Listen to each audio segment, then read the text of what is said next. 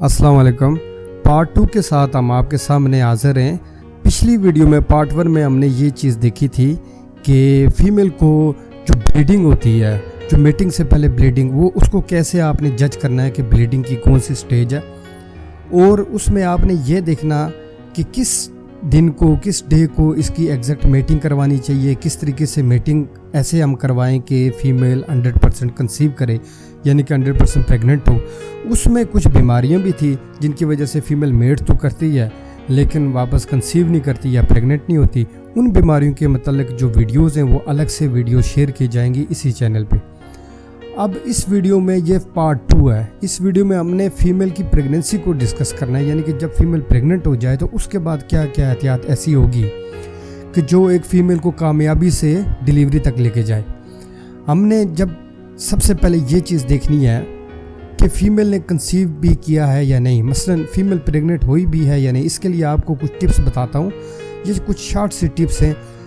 इस पे एक मुकम्मल वीडियो जो है एक फ़ीमेल को सामने रख के बहुत जल्दी इसी चैनल पे लगेगी, जिसमें एक फ़ीमेल के साथ जो 1 मंथ की प्रेग्नेंट होगी उससे आपको अंदाज़ा हो जाएगा कि एक प्रेग्नेंट फ़ीमेल में क्या क्या तब्दीलियाँ आती हैं। सबसे पहले आपने देखना है जो शॉर्ट टिप्स हैं उसमें सबसे पहले यह है कि फ़ीमेल की बिहेवियर या मजाज में जो चेंज आ जाएगा, वो सुस्ती हो जाएगी, पहले की तरह एक्टिव नहीं रहेगी, दौड़ भाग उस तरह की नहीं होगी उसमें। और मजाज में उसकी वाज़ेह जो चेंज आएगी वो उसके अंदर जो बने हुए जो अमल है या जो उसकी प्रेगनेंसी है उसकी वजह से उसके मजाज में एक वाज़ेह चेंज आ जाएगी। उस चीज़ को आपने नोट करना है। दूसरी बात ये सबसे पहले आपने ये ज़हन में रखना है कि मेटिंग के बाद अगर आपने एक स्पेसिफिक एक ख़ास नस्ल के मेल से अपनी फ़ीमेल को मेट करवाया तो उसके बाद उसको कम से कम 2 हफ्ते आपने अच्छी तरह रोक के रखना है, ताकि कोई और कुत्ता या कोई और किसी और ब्रीड का जो मेल है वो उसके पास ना आए और उसके साथ मेट ना कर जाए। अब जब आपके पास टिप्स आ गए कि आपने 2 चीज़ें देखनी है, एक तो बिहेवियर की उसकी चेंजिंग्स देखनी है और दूसरी ये कि जो मेमोरी ग्लैंड्स, ख़ास तौर पे पिछली टांगों के दरमियान जो मेमोरी ग्लैंड, यानी कि जिसको हम ब्रेस्ट कहते हैं या फिर हम उसको अडर कहते हैं, उसमें आपने देखना जो टिप्स हैं वो सीधे किए उसने, यानी कि अपने जो थन है वो सीधे किए हुए या नहीं किए हुए, और वो इरेक्ट हो जाएंगे। उसके जो टीट्स हैं वो इरेक्ट हो जाएंगे, बिल्कुल सीधे हो जाएंगे और उनमें ऐसा लगेगा हल्का हल्का दूध आ रहा है या वो थोड़े से उभरे में। ये एक बहुत जल्द एक वीडियो में ये मुकम्मल एक डिटेल के साथ ये चीज़ आपको पता लगेगी। अब उसके बाद आपने ये चीज़ देखनी है कि ये अगर प्रेग्नेंट होगी है तो इसमें आपने ये देखनी है कि इसको कोई गर्म चीज़ नहीं देनी, सिंपल डाइट देनी है, हेल्दी डाइट देनी है, ताकि वो अबार्ट ना करे। बहुत ज़्यादा हैवी या गर्म चीज़ नहीं देनी। अक्सर फीमेल्स में ये देखा गया है कि बच्चों की पैदाइश के बाद दूध पीते ही बच्चे मर जाते हैं। ऐसी फीमेल्स में मेस्टाइटिस की एक बीमारी होती है, दूध में इन्फेक्शन की एक बीमारी होती है।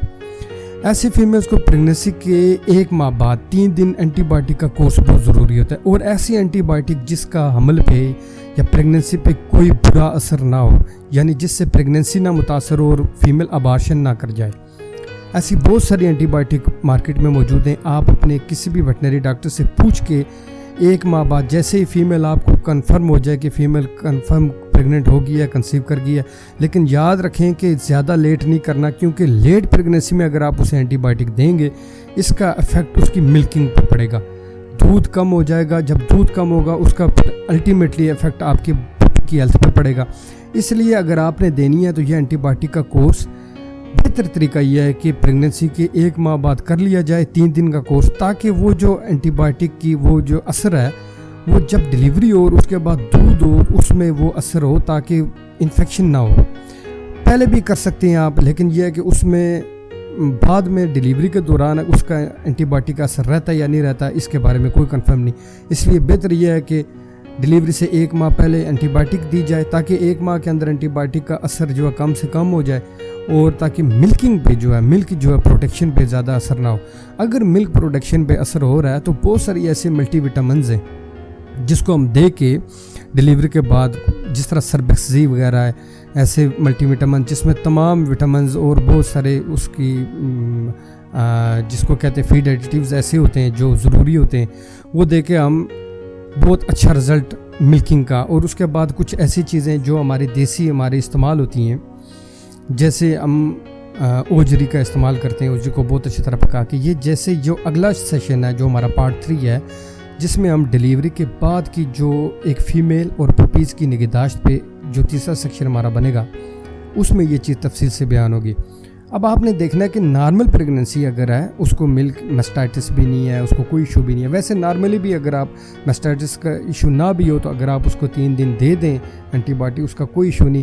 خاص طور پہ براڈ اسپیکٹرم ایسی اینٹی بایوٹک اماکسیسلین ہوگی، جیسے براڈ اسپیکٹرم اینٹی بایوٹک جو پریگننسی کے لیے اچھی ہوتی ہیں، اگر وہ آپ دے دیں اس کا کوئی برا اثر نہیں ہوگا. اب نارمل پریگننسی کی طرف آئیں تو نارمل پریگننسی میں آپ نے یہ احتیاط کرنی ہے کہ فیمیل زیادہ ایگریسو نہ ہو، زیادہ ایگریشن نہ دکھائے. اس کو آپ نے زیادہ ایگریسو نہیں کرنا، کسی بھی چیز پہ کسی چیز کی پیچھے نہ بھاگے، کوئی گیدڑ بلی وغیرہ اس طرح زور نہ لگائے زیادہ، اور زیادہ اس جمپنگ نہ کرے، اور زیادہ رات کو کوشش کریں اس کو باندھ کے رکھیں تاکہ کسی جگہ پہ کنفائنڈ جگہ پہ، تاکہ وہ زیادہ کسی جنگلی جانور کے پیچھے دوڑ کے اپنا عمل ضائع نہ کر لے.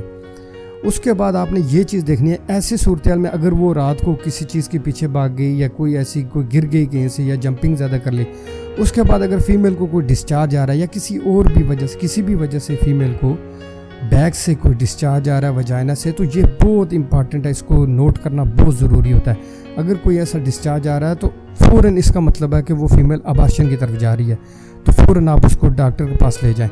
اور ہر صورت پروجسٹرون کا لیول چیک کروائیں. اگر پروجسٹرون کم ہے تو پروجسٹرون کی انجیکشن لگیں گے یا گولیاں جو بھی ہوگا، تاکہ اس کا عمل جو ہے ضائع ہونے سے بچ جائے. اور یاد رکھنا کہ کچھ دوست ہمارے آخری دنوں میں کتی کو یا فیمیل کو بہت زیادہ ہیوی ڈائٹ دے دیتے ہیں اور بہت گرم غذا، اس وجہ سے فیمیل ٹائم سے پہلے ہی پاچوریٹ یعنی کہ ڈیلیوری کر جاتی ہیں. اس میں بچے کمزور ہوتے ہیں اور بچے مر جاتے ہیں. اس چیز کا خاص احتیاط رکھنی ہے آپ نے کہ بیلنس ڈائٹ دینی ہے، لیکن بہت زیادہ ایسی ڈائٹ جس سے فوراً آپ کے ہارمونل چینجنگ آ جائے اور بچ جو ہے وہ ڈیلیوری کر دے، ایسی کوئی چیز نہیں دینی. ایسی بہت ساری غذائیں ان سے پرہیز کرنا ہے، اس کو اچھی غذا دینی ہے تاکہ وہ اچھا دودھ اس کی پروڈکشن ہو، لیکن بیلنس ڈائٹ دینی ہے. گرم غذا کبھی بھی نہیں دینی، خاص طور پہ مرچ سے. بعض اوقات ہمارے ایک دوست نے ایک دفعہ اس کی بچ بیمار ہوئی، دیہاتی سا بندہ تھا، اس کی جیسے وہ بچ لاسٹ سٹیج میں تھی، بیمار ہوئی، تو اس کو کسی نے بتایا ہوا تھا کہ لال مرچ دینے سے یہ ٹھیک ہو جائے گی. اس نے اس کو لال مرچ دے دی اور وہ ابارٹ کر گئی. اس نے جو ہے وہ عمل ضائع ہو گیا اس کا، لال مرچ کی اس کی وجہ سے. تو یہ بہت ساری چیزیں ایسی ہیں جن کو احتیاط کرنی چاہیے.